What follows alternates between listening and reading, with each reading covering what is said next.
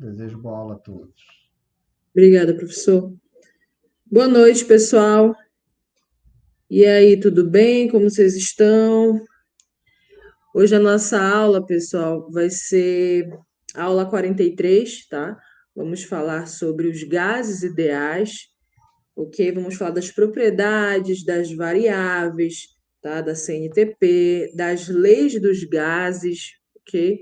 Da equação geral e de estado dos gases e da teoria cinética, tá? Então, nessa aula a gente vai falar um pouco de cada uma desses tópicos, ok? Lembrando, pessoal, vocês sabem, né? Sempre gosto que vocês participem da minha aula, né? Falem pelo chat, eu estou acompanhando aqui o chat, tá? Então vocês podem perguntar, podem falar, podem participar. Tudo bem? Então, ok, vamos lá. Vamos iniciar aqui, tá? Falando primeiro sobre algumas características dos gases, tá? Eles apresentam volume variável, né? Como assim? Os gases, pessoal, eles adquirem a forma do recipiente em que eles estão, tá? A lista de frequência só no final da aula que ele vai enviar, tá bom? Continuando aqui. Então, volume variável. Beleza. Então, os gases, pessoal, eles adquirem a forma do recipiente que o contém, certo? Vocês lembram que os gases eles estão em constante movimento, tá? Aqui eu tenho as partículas gasosas, né? Elas estão se movimentando bastante aí dentro, elas têm uma certa energia cinética dentro dos recipientes, tá? Elas podem se expandir, né? Ocupando todo o volume do recipiente em que estão. Então, aqui, olha, coloquei aqui para vocês. Esses três recipientes, eles têm volumes diferentes, né? Tem formas diferentes, tá? E os gases, eles vão se adaptar ao volume desse recipiente, de cada recipiente, ok?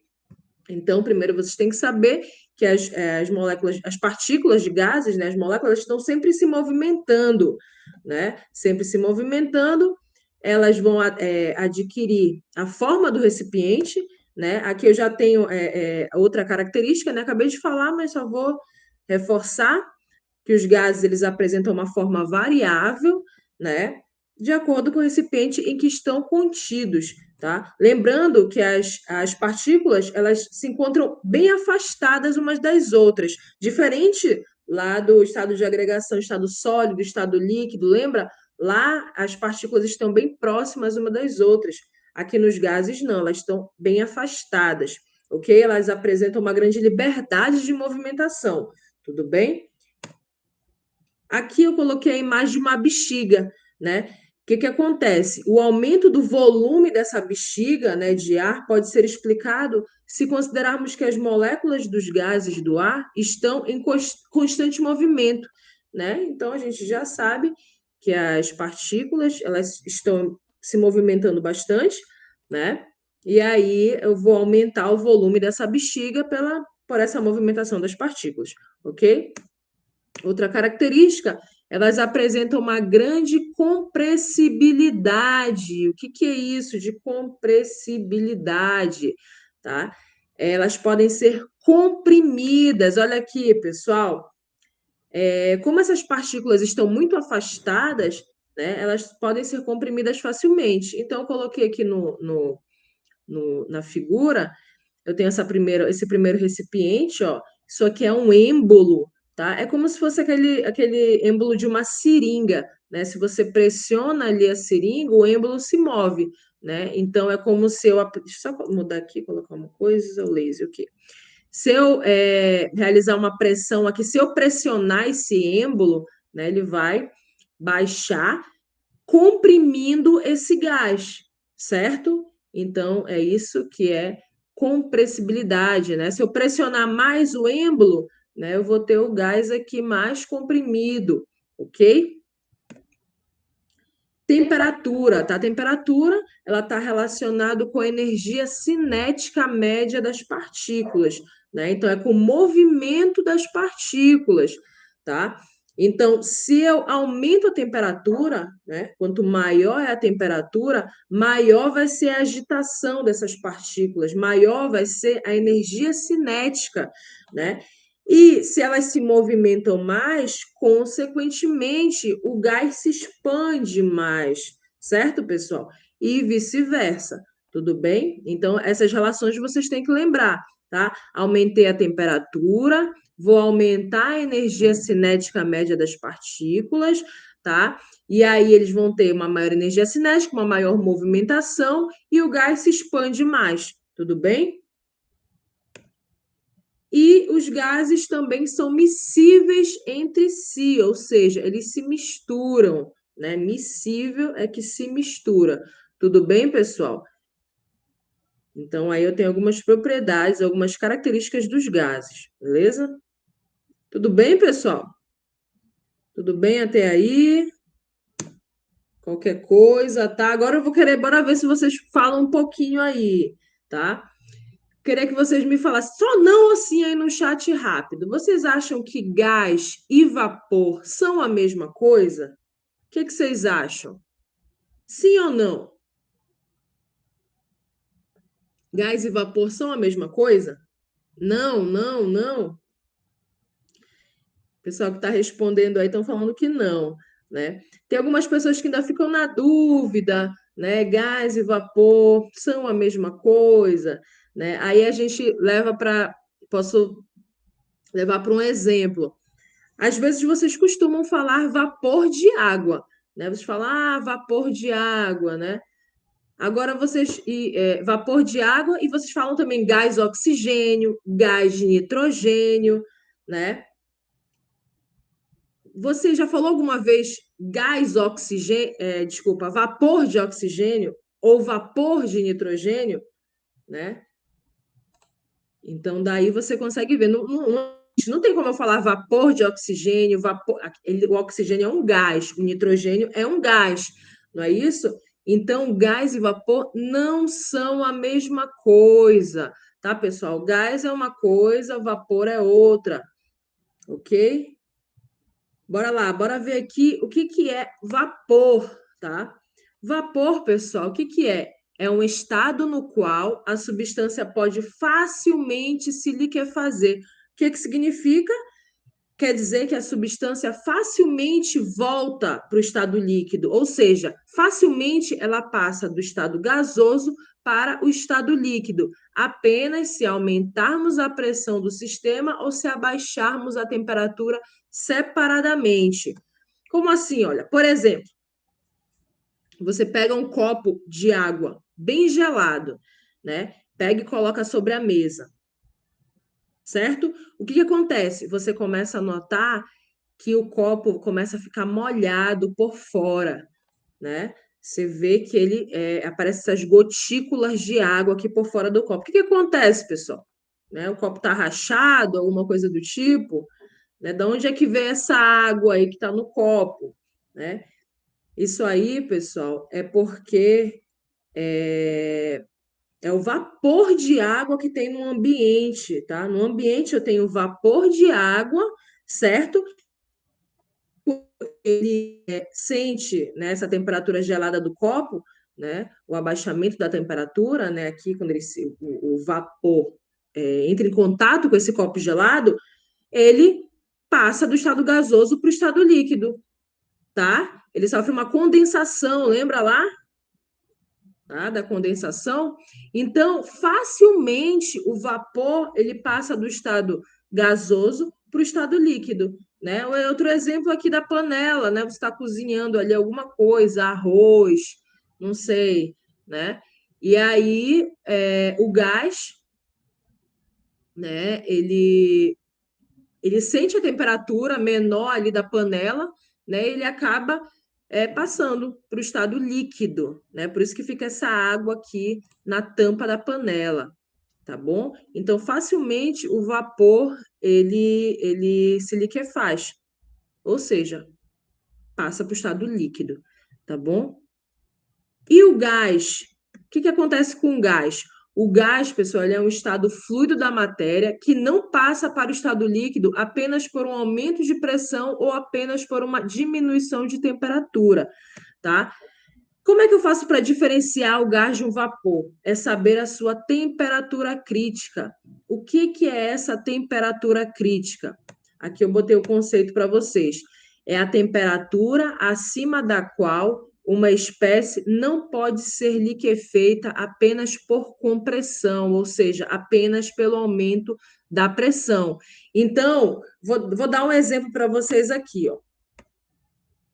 Na fase gasosa, eu tenho o vapor e eu tenho o gás. Dentro da fase gasosa, lembra do estado de agregação da matéria? Eu tenho estado sólido, líquido e gasoso, beleza? Aqui é a fase gasosa, né? Que eu posso falar de vapor e posso falar do gás, certo? Olha um exemplo aqui da água, por exemplo, tá? Até a temperatura de 374,15 graus Celsius, que é a temperatura crítica da água, né? Então, até essa temperatura, a água ela encontra-se no estado de vapor, né? Então, até essa temperatura, facilmente o vapor é transformado em líquido, certo? Porque está abaixo da temperatura crítica. Agora, acima dessa temperatura, né, que é a temperatura crítica, eu já tenho a água no estado de gás, tá?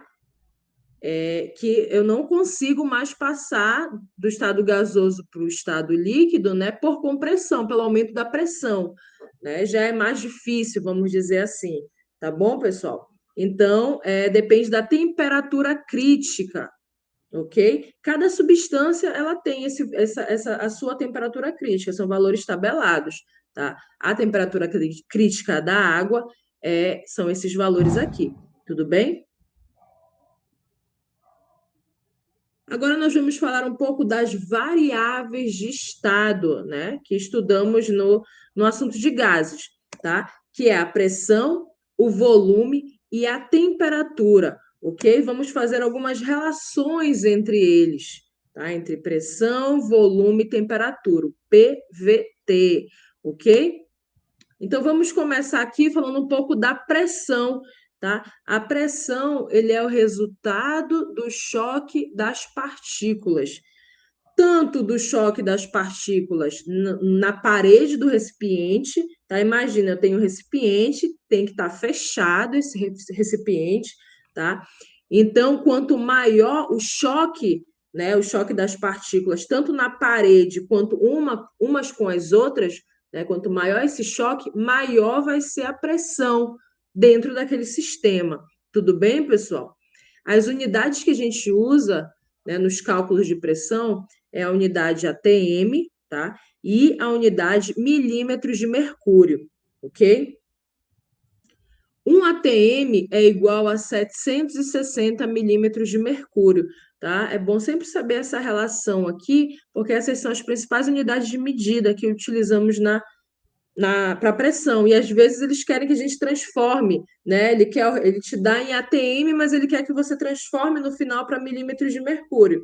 Então aí você faz uma regra de 3, não é isso? Lembrando sempre que um ATM corresponde a 760 milímetros de mercúrio. Tá bom, pessoal? Próximo é o volume. O volume é o espaço ocupado pelo gás, tá bom? E as unidades, as principais unidades, litro, ml e metro cúbico, ok? São as principais unidades de volume.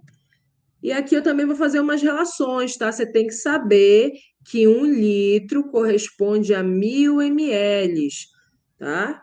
E 1 metro cúbico corresponde a 1.000 litros, ok? Então, essas daqui são as transformações que vocês precisam saber para fazer uma regra de 3, né? Para poder fazer o cálculo, se ele quiser a resposta em outra unidade, tudo bem? E a temperatura? A temperatura é o estado de agitação das partículas. Lembra que eu falei para vocês? Quanto maior a temperatura, mais as partículas se agitam, certo? Maior a energia cinética daquelas partículas, ok? E quais são as unidades? Ou você vai encontrar em graus Celsius ou em Kelvin, tá? Mas aqui no estudo dos gases, pessoal, você vai sempre precisar transformar para Kelvin, ok? E aí, como é que tu faz para transformar de graus Celsius para Kelvin? Eu coloquei aqui a fórmula para vocês. A temperatura em Kelvin, ela é igual à temperatura em graus Celsius mais 273. Ou seja, se você quer transformar de graus Celsius para Kelvin, é só você pegar a temperatura em graus Celsius e somar com 273. Tudo bem? É sempre assim. A gente vai resolver umas questões daqui a pouco, vocês sempre têm que lembrar. É só somar com 273, tá? Não esqueça. Vamos lá. Aqui a gente vai entrar na parte das transformações gasosas, tá? Na parte das leis físicas dos gases, né? Vamos estudar três aqui, que é a transformação isotérmica, isocórica e isobárica. Tudo bem? Nessa transformação gasosa, ela fala que a condição de um gás pode ser alterado quando alteramos os parâmetros das variáveis de estado. Como assim? Lembra? Nós temos três variáveis, né? Que é a pressão, a temperatura e o volume, certo? Se eu alterar algum parâmetro dessa variável, aí o gás pode ser alterado, tá? Então, bora lá, pessoal. A primeira coisa que a gente faz é fixar uma das variáveis, ou seja, deixá-la constante, né? Ou a temperatura, ou o volume, ou a pressão. E depois a gente vai verificar o efeito que causou, tá? Então, bora devagar, vamos por partes. Vamos começar aqui com a transformação isotérmica, tá? Isotérmica, que é a lei de Boyle-Mariotti, ok? Então, primeiro, lembrando que eu tenho pressão, PV e T é pressão, volume e temperatura, tá bom, pessoal? Vamos considerar aqui um sistema, tá? Isso aqui é uma seringa. Dentro dessa seringa eu tenho uma substância aí dentro, ok? E olhando aqui para o estado inicial, né? Eu tenho dentro do meu sistema, eu tenho um estado inicial e tenho um estado final, tá bom? O estado inicial, pessoal, a gente representa por um número 1. Ou você vai ver um I de inicial, tá? Então, como assim? Olha, P1, V1, T1. Ou seja, pressão 1, que é a pressão no momento inicial, volume, que é o V1, né?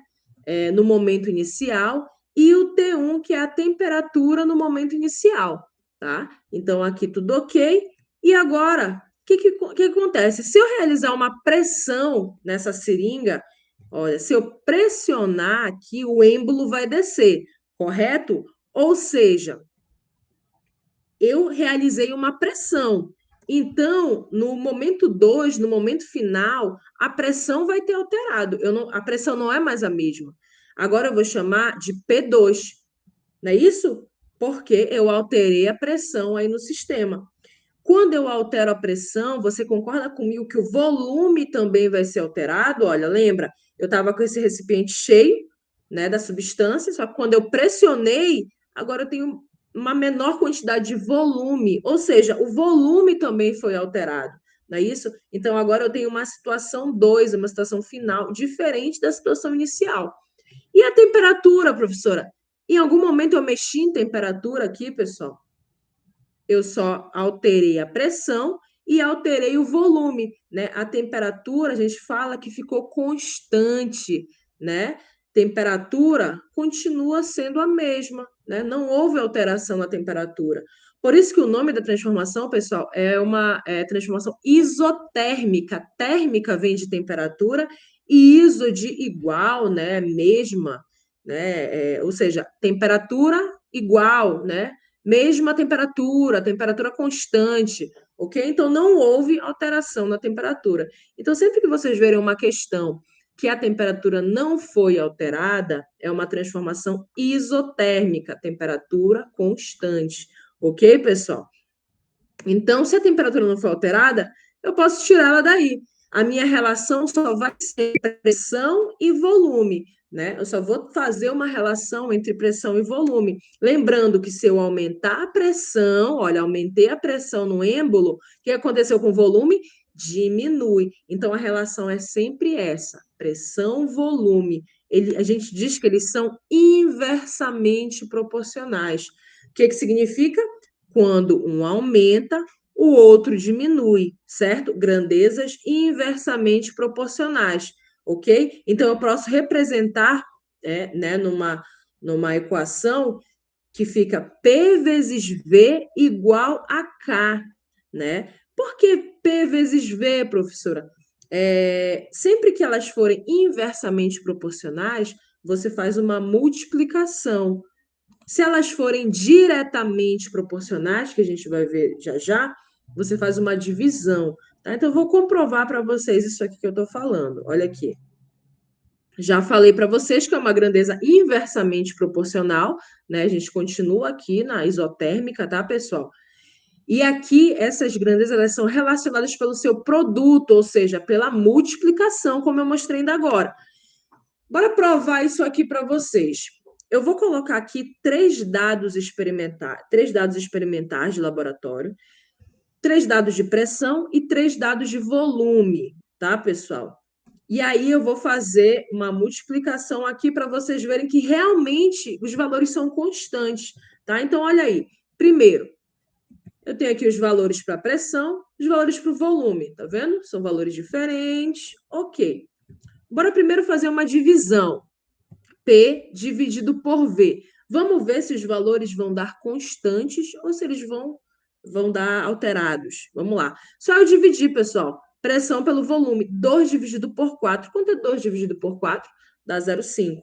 Quanto é 4 dividido por 2? Dá 2. Quanto é 8 dividido por 1? Dá 8. Ou seja, a divisão não dá constante.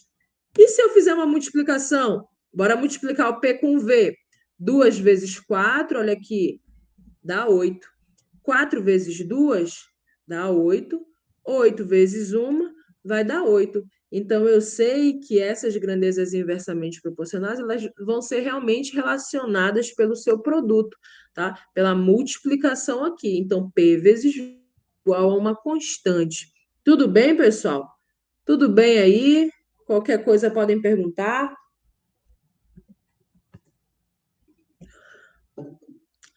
Beleza. Acredito que está tudo certo.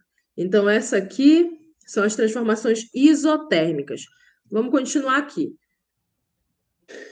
Agora nós vamos para a transformação isobárica, tá? É a lei de Gay-Lussac, ok? Aqui eu tenho de novo a pressão, volume e temperatura, tá? PVT, ok? Aqui eu tenho um balão, né? E eu tenho o início, instante inicial. No início, eu tenho P1, eu tenho V1 e eu tenho T1, tudo bem? O que eu vou fazer? Eu vou aquecer esse balão, né? Vou colocar um foguinho aqui embaixo desse balão. O que vai acontecer, pessoal? Primeiro, eu já sei que se eu estou aquecendo, a temperatura não é mais a mesma. A temperatura vai mudar, não é isso? Então, de T1, eu vou ter uma temperatura final de T2, certo? Então, a temperatura foi alterada, beleza? Olha o que aconteceu.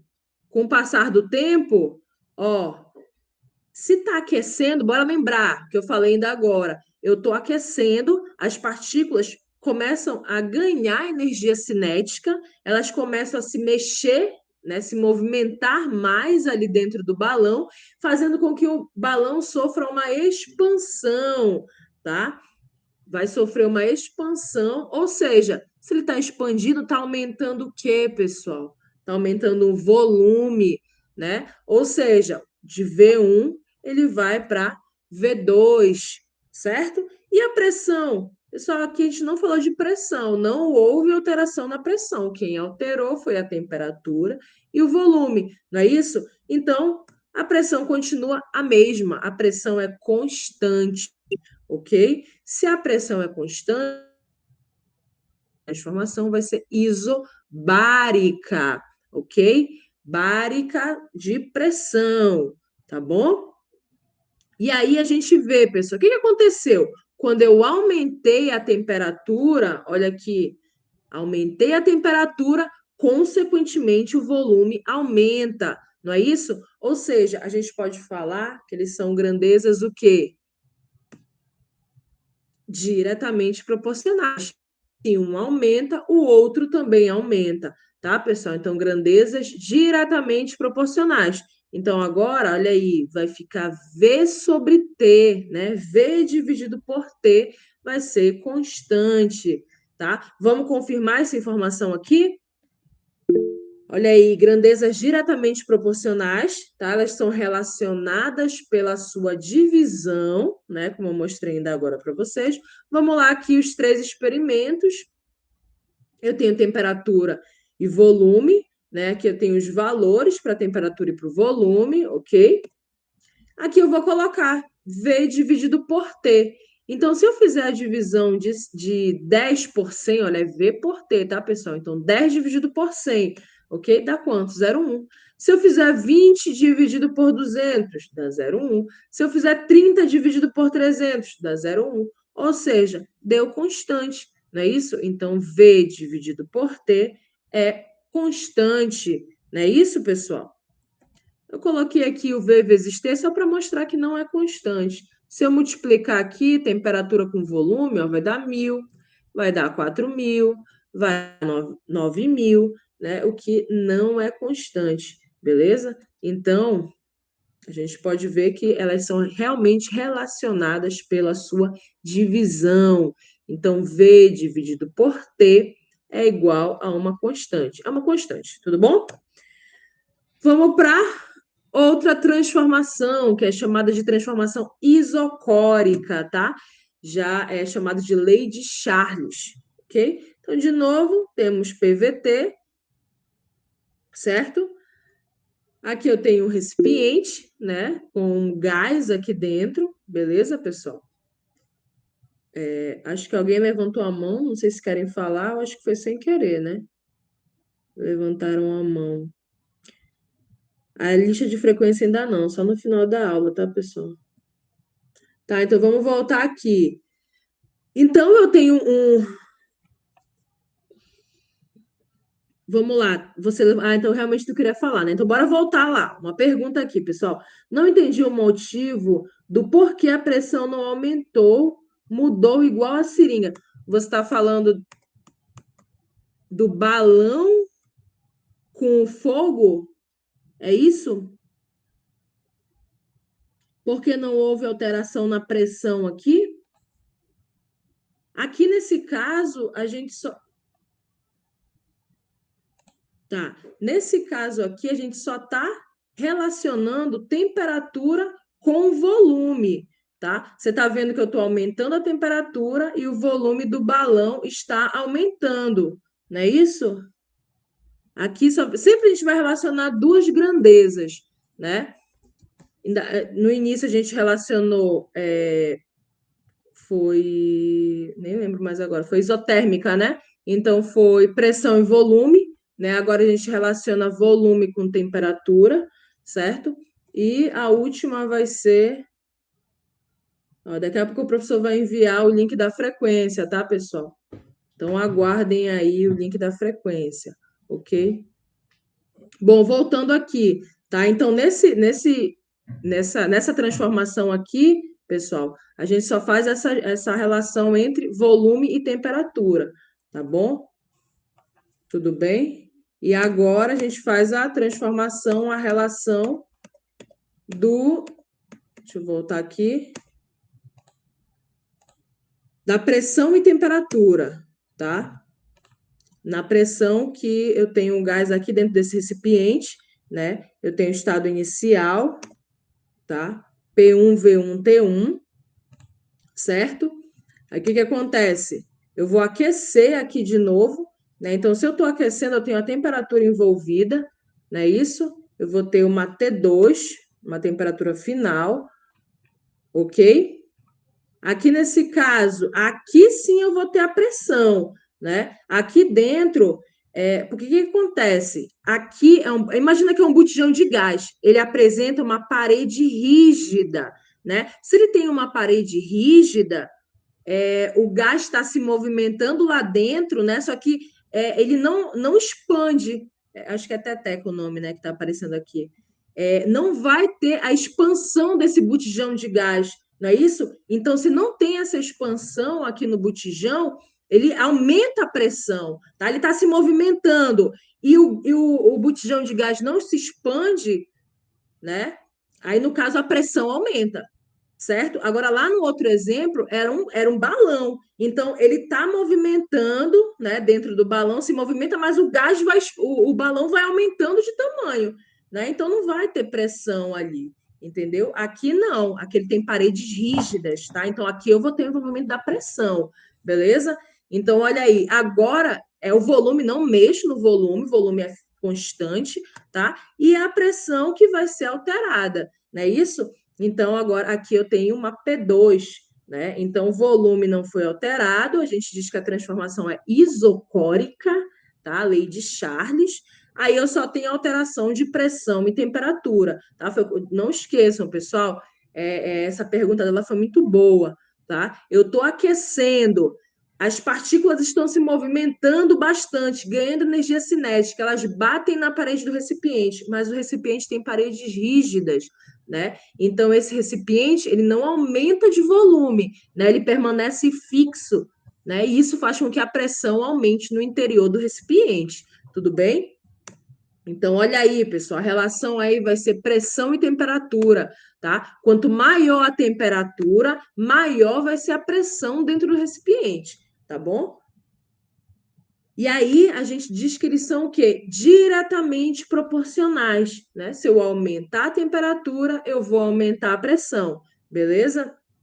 Diretamente proporcionais, então eu vou fazer aqui a divisão, né? P dividido por T vai ser uma constante, beleza?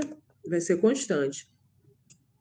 Então, aqui, grandezas diretamente proporcionais são relacionadas pela sua divisão, tá? De novo, aqui os três experimentos, tá? Temperatura e pressão, ok? Os valores para temperatura, os valores para pressão. Ó, P dividido por T. Então, vou pegar 2 dividir por 100, né? Vai dar 0,02. Vou pegar 4 dividir por 200, 0,02. 6 dividido por 300, 0,02. Ou seja, os valores são constantes, tá?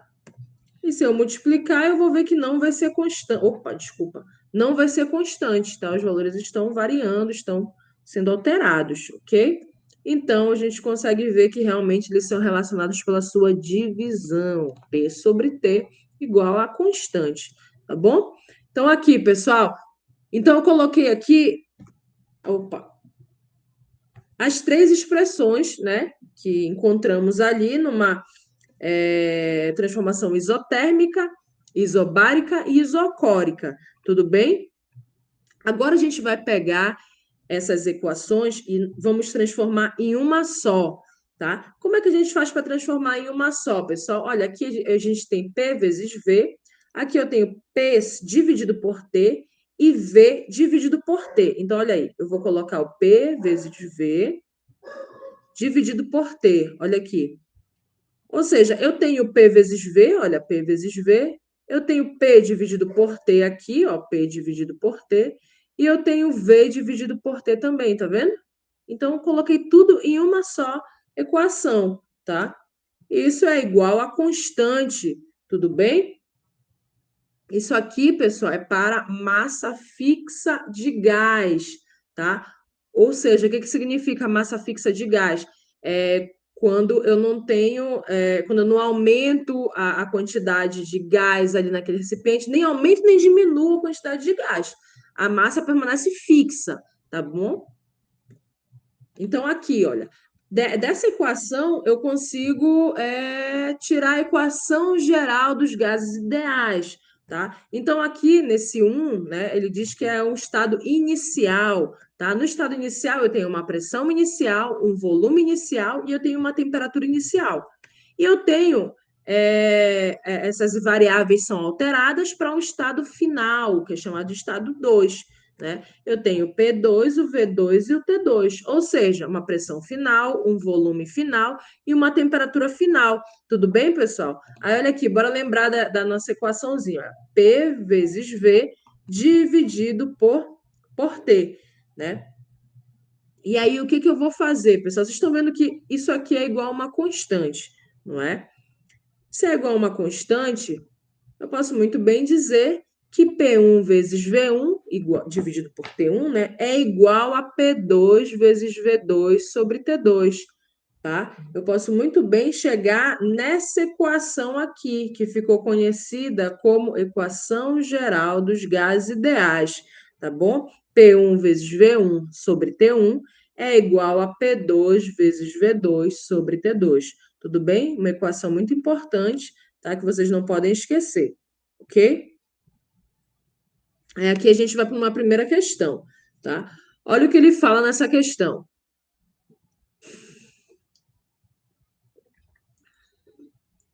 Um balão cheio de gás propano ocupa um volume de 600 litros. Então, ele está me dando volume, né, de 600 litros. Vou marcar aqui para vocês. Sempre que vocês estão lendo uma questão, vocês têm que sublinhar as informações importantes, tá? Então, aqui ele me deu 600 litros, tá? A 27 graus Celsius, ou seja, isso aqui é a temperatura, né? Temperatura de 27 graus Celsius. Ao ser resfriado a 7 graus Celsius, ou seja, a temperatura diminuiu, né? Foi resfriado. Ok. O balão sofre uma contração. O que é uma contração? Ele diminui o volume dele, tá? Ele quer saber qual o volume dessa contração em litros. Ele quer saber o volume da contração. Deixa eu só colocar o meu computador para carregar aqui.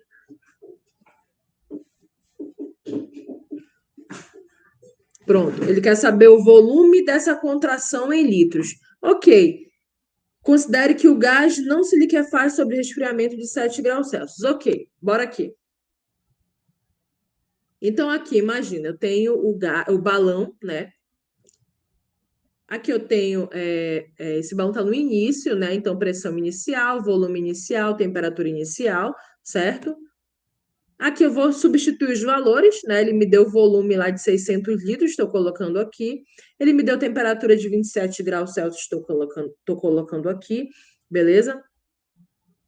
Na questão, ele fala que a pressão é constante, não é isso, pessoal? Então, a pressão, olha, esse CTE é constante, tá? Então, pressão não se altera. Quem se altera é o volume e a temperatura. Então, aqui no estado final, olha, P2, V2, T2, né? Qual é o valor do P2?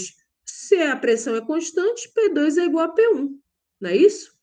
E o volume final, eu quero descobrir, né? E a temperatura final, ele me deu que é de 7 graus Celsius. Então, coloquei os valores aqui, né? Os valores da questão. E agora eu vou jogar na equação, né? Que vimos anteriormente. Lembrando que sofreu uma contração, olha, então o volume diminui, né? De tamanho aqui, diminuiu o volume. Eu sei que diminuiu. Agora eu quero saber de quanto foi essa contração, tá bom? Lembrando, pessoal, que eu preciso transformar essa temperatura aqui para Kelvin, né? Então, como é que eu faço para transformar de 27 graus Celsius para Kelvin? É só eu somar com 273, tá? Somando com 273 vai dar 300 Kelvin a minha temperatura, ok? Tudo bem, Daniel, sem problema. Continuando aqui, a T2 também é 280 Kelvin, né? Eu peguei o 7 e somei com 273. Ficou 280 kelvins, tá? Agora a gente vai substituir na fórmula, pessoal. P1 vezes V1 sobre T1 é igual a P2 vezes V2 sobre T2, tá? Aí, olha aí. O P1, eu sei que o P1 é igual a P2, né? Então, vou repetir aqui o P1. O V1 eu tenho que é 600, temperatura 300, né? O P2 é igual a P1, então eu coloquei P1 de novo aqui, tá bom, pessoal? O V2 eu quero descobrir e o T2 é 280, tá vendo? Ok? Vamos lembrar que as pressões elas são constantes, né? A pressão não foi alterada. Então, se as pressões são constantes, eu posso sumir com essas pressões daí, ok? E agora eu vou fazer o cálculo para descobrir esse volume final, tá? Quando eu fizer aqui, ó, vou só ajeitar aqui, tá? Desculpa aqui, pessoal. Se eu vou fazer a multiplicação cruzada, não é isso? Ok? E aí, como é que vai ficar? Resposta final do volume. Na verdade, esse aqui é o volume final, 560, certo? Só que eu não quero saber o volume final. Eu quero saber quanto é que foi a contração, né? A contração do balão. Como assim? O volume inicial, pessoal, era de 600. Olha aqui o volume inicial, 600. O balão contraiu para 560, né? Ele diminuiu o volume para 560. Então, quanto foi essa contração, pessoal? Contração de 40 litros. É só você subtrair 600 de 560, tá? Então, a contração vai ser de 40 litros, essa é a resposta. Tudo bem, pessoal? Tudo bem, gente? Está entendido até aí?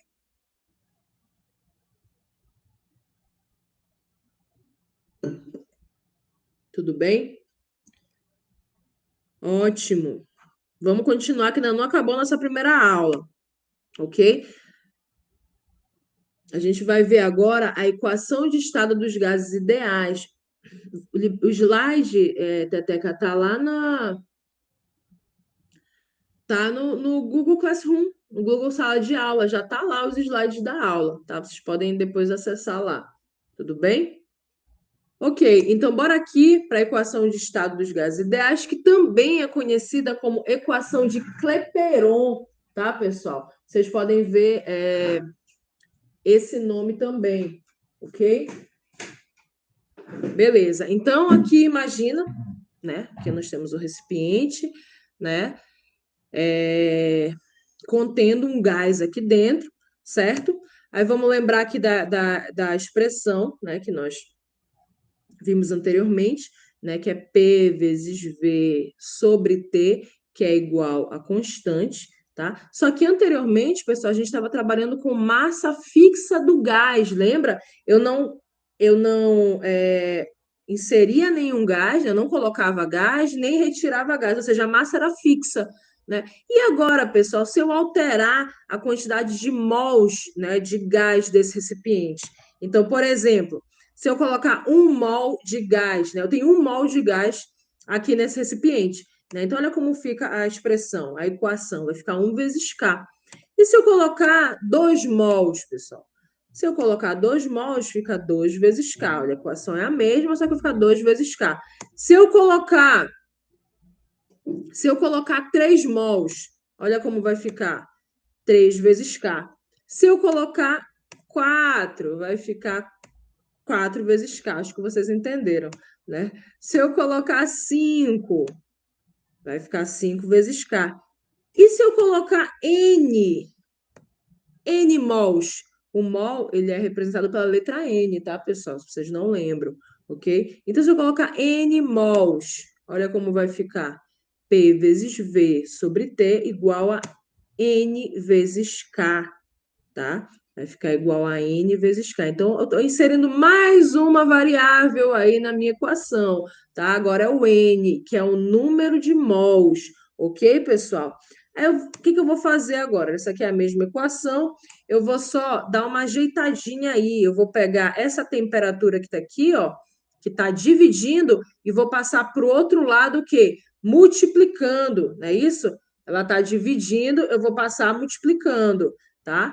Aí, olha como vai ficar.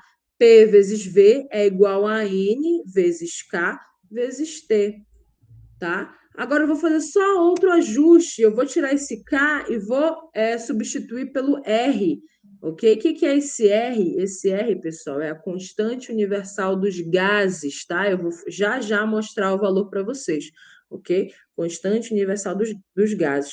Então, aqui eu tenho a equação de estado dos gases ideais, também chamado de equação de Clapeyron, tá? Equação de Clapeyron. O que que é esse P?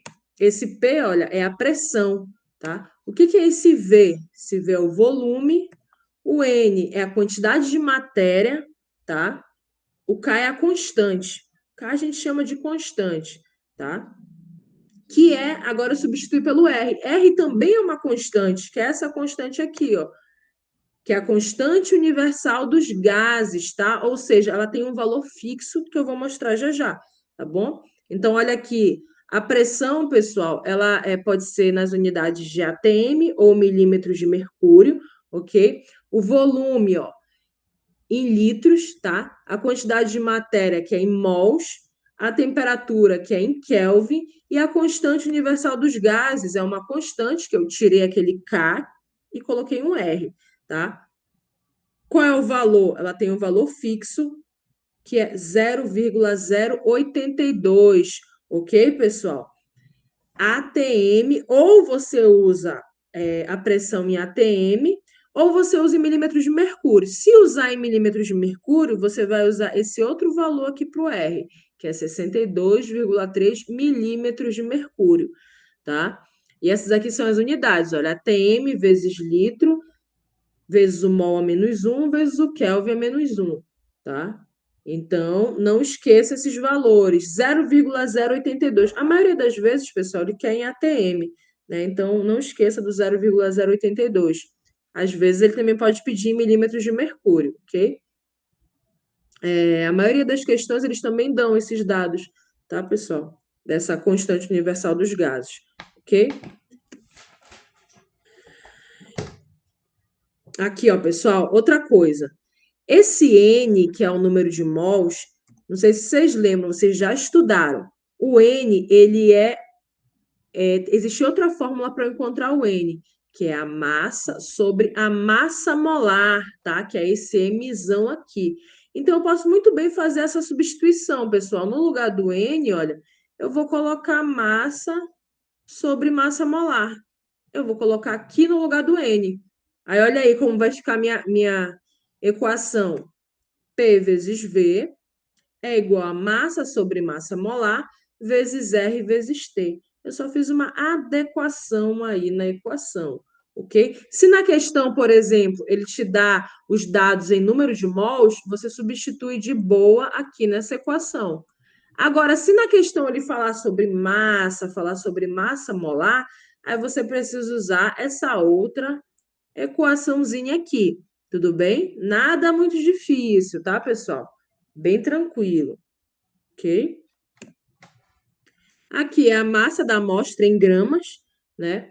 E aqui é a massa molar, tá? Que está em grama por mol, que é a unidade de massa molar. Essa massa molar, pessoal, é aquela massa que você encontra, né? Que você calcula com as massas que ele te dá da tabela periódica, né? Dos elementos da tabela periódica, beleza? Aí, olha essa questão aqui, tá? Aqui eu tenho uma questão, olha o que ele fala. De acordo com a Constituição Federal, é competência dos municípios o gerenciamento dos serviços de limpeza e coleta dos resíduos urbanos, o lixo.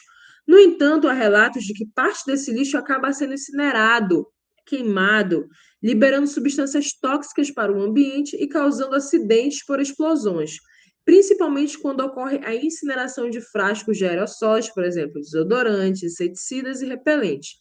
A temperatura elevada provoca a vaporização de todo o conteúdo dentro desse tipo de frasco, aumentando a pressão em seu interior, até culminar na explosão da embalagem, ok? Então, suponha um frasco metálico de um aerossol de capacidade igual a 100 ml. Olha aqui, pessoal, volume, ele está me dando 100 ml o volume, contendo 0,1 mol de produtos gasosos, tá vendo? A temperatura de 650 graus Celsius, ou seja, me deu temperatura. E ele me deu, olha, considere o R. Olha, ele está me dando aqui 0,082. Uma coisa muito importante, olha as unidades aqui, pessoal. Quais são as unidades? São litro. Então, eu preciso jogar na fórmula o volume em litro. A professora, na questão, ele me deu em ml. Tu não pode colocar em ml. Tu precisa transformar para litro para poder jogar na fórmula. Tudo bem? A pressão tem que estar em ATM. Né? No caso, ele quer, na resposta, ele quer a pressão, né? Na resposta da questão.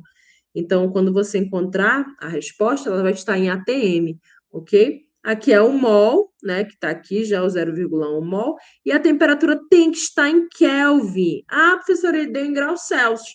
Transforme para Kelvin. Tudo bem? Então, ele quer saber a pressão no momento da explosão. É mais próximo de. Então, olha aí, pessoal. Vamos lá. Aqui eu estou colocando os dados da questão, olha, volume 100 ml, número de mols 0,1, temperatura 650, pressão é o que eu quero descobrir, tá? E a gente vai jogar na fórmula do PV igual a nRT, tá? Vamos, não esqueçam de transformar, né? Aqui, ó, tirar de volume, de ml e levar para litro. Como é que eu faço para transformar de ml para litro? Você divide por 1000, né, pessoal? Dividindo por 1000, então isso aqui vai dar 0,1. Gente, tá muito ruim. Minha mesa digitalizadora quebrou, deu problema, não sei o que aconteceu. E aí fica muito ruim escrever sem ela, só com o mouse.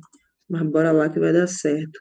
0,1 litro, tá bom? Então você faz essa transformação de ml para litro. O mol tá tudo certo. Temperatura 650 para você transformar para Kelvin, você vai somar com 273, soma com 273, ok? Quando você somar 650 com 273, vai dar 923. 923 Kelvin, certo? E aí eu só substituo os valores agora na fórmula. A pressão eu não tenho, eu quero descobrir a pressão. Olha, o volume eu tenho que é 0,1, número de mols é 0,1, a constante dos gases ele me deu que é 0,082 e a temperatura é 923. Então vamos lá, substituir todos os valores aí, estão vendo, pessoal? Se eu tenho o mesmo valor em lados opostos da igualdade, eu posso cortar, tá? Melhorar aí minha vida. E agora eu quero descobrir a pressão, não é isso? Vou deixar ela sozinha aí. Vou multiplicar o 0,082 com 923. E aí eu vou encontrar a pressão, que vai dar 75,6 atm, ok? Ah, professora, não tem essa resposta lá, né? É porque ele está falando a pressão aproximada, né? 75,6, o que é aproximado? O aproximado é o 76 aqui, ó. Olha aqui. É mais próximo de. É mais próximo de quem? É mais próximo do 76, certo? Tudo bem, pessoal? Tudo entendido aí? Opa, acho que tá tudo bem, né? Tudo certo. Qualquer coisa vocês podem gritar, tá? Ok. E para finalizar aqui essa aula, a gente vai falar rapidamente da teoria cinética dos gases, tá? Dos gases ideais, ok? Essa teoria, ela procura dar uma ideia da estrutura interna dos gases, né? De como um gás é por dentro, como ele se comporta, tá? Criando um modelo que possa explicar os fenômenos e as leis experimentais. Então, a teoria cinética dos gases, ela diz que, né? Primeiro, todo gás é formado por partículas minúsculas, átomos, moléculas, íons, em movimento livre. Eu já falei, tinha falado isso para vocês anteriormente. Movimento livre, desordenado e com uma alta velocidade, né? Esse movimento ele é denominado de agitação térmica, né? Então, olha aí, as partículas gasosas, como elas ficam desordenadas, tá? Com uma alta velocidade, ok? Estão bem agitadas, certo? As partículas de um gás elas se encontram muito afastadas uma das outras. Isso é, o espaço que elas ocupam é desprezível em face do espaço vazio existente no estado gasoso. Então, é como se essas partículas estivessem dentro de um espaço vazio.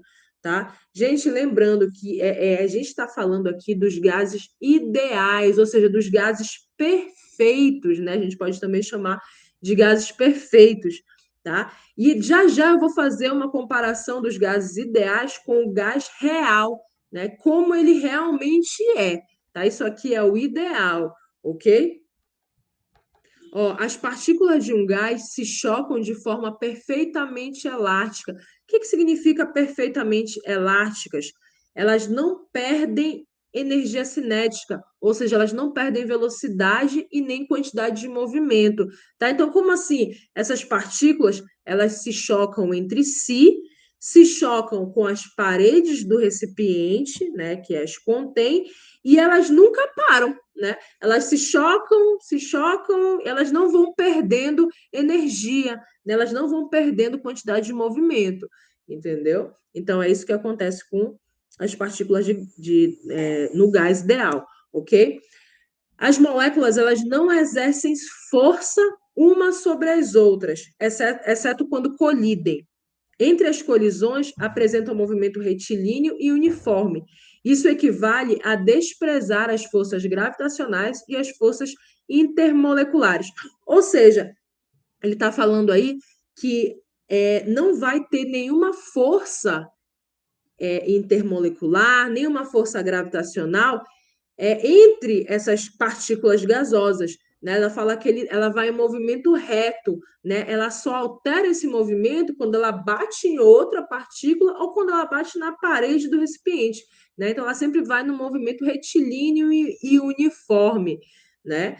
E aí, isso é uma das coisas que a gente considera. Como é que pode? Né? Eu tenho várias partículas gasosas, como é que eu não tenho nenhuma força, né, incidindo sobre nenhuma delas? Né? Isso aí de novo, pessoal, é um gás ideal, tá? E aqui, ó, eu vou fazer essa comparação relacionado primeiro, olha, com essa não interação entre as moléculas de gás. Então, no gás ideal, ele fala que não há interação entre as moléculas do gás. Isso é quase impossível de acontecer, né? Porque as moléculas elas estão ali se batendo, se encontrando, mas não há interação. Como é que eu faço para o gás real se aproximar desse gás ideal? Por que elas estão interagindo muito, pessoal? Desculpa. Como é que acontece essa interação entre as moléculas do gás? Como é que eu faço para esses gases interagirem? Né? Vocês lembram, pessoal, quando eu falo de pressão e temperatura, o que acontece com o gás quando eu aumento ou quando eu diminuo a pressão? Primeiro vamos lembrar, se eu aumentar a pressão no sistema, né, o que acontece? Aumento a pressão, as partículas vão se bater mais, não é isso? Se elas vão se bater mais, elas vão se movimentar mais, elas vão se encontrar mais, eu vou ter uma maior interação, não é isso? Certo? Só que o que eu quero? Eu não quero que elas interajam, eu quero aproximar o gás real do gás ideal. Para eu aproximar o gás real do gás ideal, eu preciso diminuir a pressão, porque se eu diminuo a pressão, né, eu não vou ter muita interação, né, entre essas moléculas, né, porque elas não vão se movimentar tanto, não é isso? Mesma coisa com a temperatura. Olha, se eu aumentar a temperatura, o que acontece quando eu aumento a temperatura? As moléculas se agitam muito rápido, né? Ou seja, elas passam rapidamente umas sobre as outras, umas perto da outra. Agora, se eu diminuo a temperatura, elas passam bem devagar, uma perto da outra, né? Ou seja, se elas passam devagar, a interação é maior ali, não é isso? Só que eu não quero que tenha interação entre essas moléculas do gás. Então, se eu não quero que tenha interação, eu vou aumentar a temperatura e vou reduzir a pressão. Tá bom? Tudo bem, pessoal? Com isso, a gente finaliza aqui a primeira aula, tá? Bem, quase passou um pouquinho do tempo, mas a gente finalizou essa primeira aula, tá? A gente vai dar um intervalo aqui para vocês de 10 minutos e já retorna com a segunda aula, tudo bem? Até já, pessoal.